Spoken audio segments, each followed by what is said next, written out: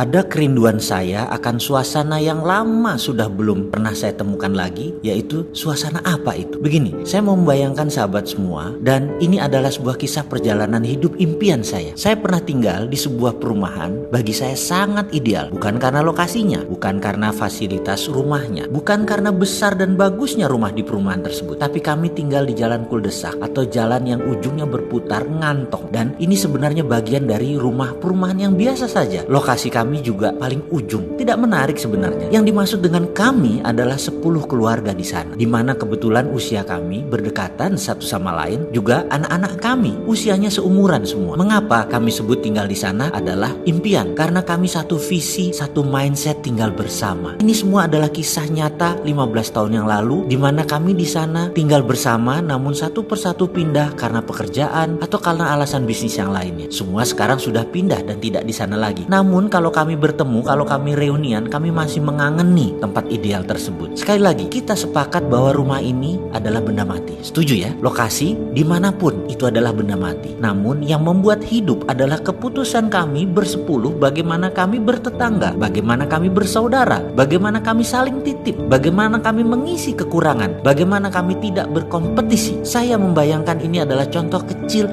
cara bernegara yang benar. Benar deh, ini adalah contoh kecil bernegara. Begini muasalnya. Suatu hari kami membeli sepasang sepeda untuk 2 anak kami. Ternyata membuat tetangga depan rumah kami, anaknya ingin dibelikan sepeda juga, dan tetangga tersebut tidak ingin memberikan kepada anaknya sepeda karena belum ada prestasi katanya. Lalu tetangga lain ingin punya kolam renang rumahnya seperti tetangga kiri rumah saya, dan ini membuat orang tua si anak yang meminta kolam renang tadi melawan kehendak anak yang semua orang tahu harga kolam renang itu tidak murah. Lalu tetangga lain membeli PlayStation yang membuat anak saya paling kecil ingin punya PlayStation juga. Juga anak tetangga kiri yang punya kolam renang ingin minta PlayStation juga. Ini semacam persaingan tidak sehat. Bagi kami, kepala keluarga, kami harus rapat, kami harus berdiskusi panjang. Akhirnya kami berdiskusi dan memutuskan apa yang harus kami lakukan terhadap keluarga besar kami bersepuluh tadi. Singkat cerita, kami tidak ingin kompetisi. Kami tidak ingin kompetisi yang tidak sehat. Kita lebih baik ke depan berkolaborasi. Bagaimana itu kolaborasi maksudnya? Kami sepakat kolam renang hanya satu. Kalau ingin berenang, hanya ke rumah om dokter itu yang di sisi rumah kami. Kalau ingin sepeda, dari 10 anak yang punya sepeda hanya 5. PlayStation hanya 2 rumah yang punya. Rumah saya kebetulan lapangannya luas, dibuatkan lapangan basket. Jadi kalau mau main basket,